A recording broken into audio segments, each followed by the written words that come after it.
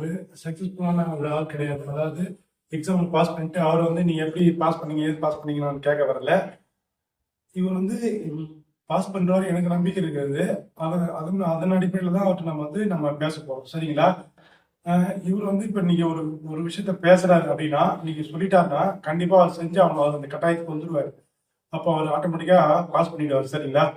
அதான் நம்ம இன்னைக்கு பேச போறோம்.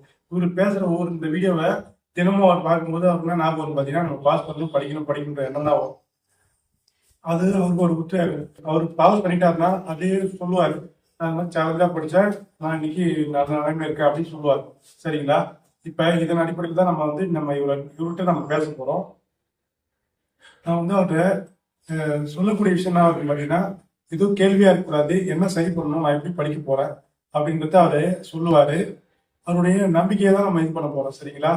நம்ம வந்து ஒரு பாஸ் பண்ணவங்க கூட வச்சு நம்ம பேசினா அதுல என்ன யூஸ் இருக்கும் பாத்தீங்கன்னா, அவருக்கு பெருமையா இருக்கும், அதை பார்க்கறவங்களுக்கு ஓகே அப்படின்ற மாதிரி இருக்கும். ஆனா இந்த மாதிரியான விஷயத்த நம்ம செய்யும்போது தினமும் அவர் பார்த்தாகணும்.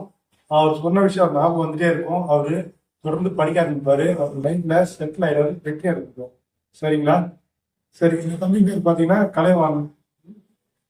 இவரை பத்தி நான் பேசிக்கா சொல்லிடுறேன். இவர் வந்து இதுக்கு முன்னாடி பாத்தீங்கன்னா ஒரு கடையில வேலை செஞ்சுருக்காரு. இப்போ வந்து போலீஸ் ஆகணுன்றதுக்காக அந்த கலை வேலைலாம் விட்டுட்டு வந்து படிக்கிறாரு. அவர் வந்து 12th முடிச்சிருக்காரு. இவருக்கு கிட்டத்தட்ட ஒரு 4-5 லாங்குவேஜ் தெரியும். ஏன்னா அந்த கடையில பெங்களூர் வேலை செஞ்சாரு. அதனால ஒரு 4-5 லாங்குவேஜ் தெரியும்.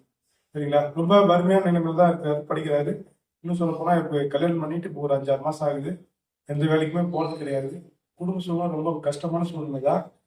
இருந்தாலுமே அவரு போராடி படிச்சுட்டு இருக்காரு. என்னுடைய நம்பிக்கையாவும் அவர் இருக்காரு. நான் அவருக்கு என்ன கேட்கறேன்னா, நீங்க எப்படி படிக்க போற, என்ன மாத்திக்க போற, நீ வேலைக்கு போயிட்டு என்ன செய்ய போற, நீ எதனால வேலைக்கு போற, அவ்வளவுதான் என்னுடைய கொஸ்டின். ஒரு பத்தி நான் கேட்டுட்டேன். அவரு அதுக்கான பதில் அவர் சொல்லுவாரு. அவர் நிச்சயமா அடுத்த வருஷம் வேலைக்கு போவார் நம்பிக்கையோட நான் அவருக்கு சொல்றேன். தம்பி இருக்கா, நீங்க பேசுங்க.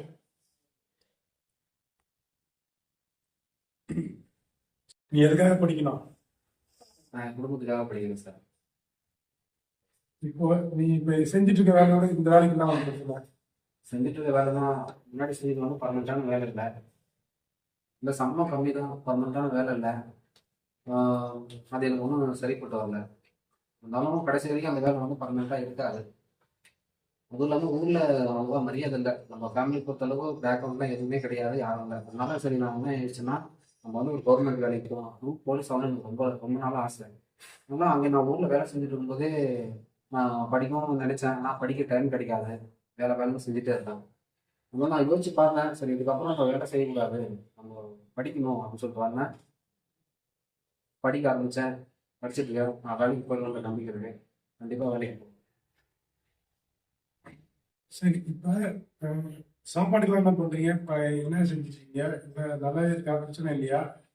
சாப்பாடுலாம் ஒன்றும் பிரச்சனை இல்லைங்க சார். ரேஷன் கார்டில் போகிற அரிசி அதான் சாப்பிட்டுருக்கோம். அதெல்லாம் சாப்பாடுலாம் ஒன்றும் பிரச்சனை இல்லை சார். நல்லா கை சேல காசு என்ன பண்றீங்க?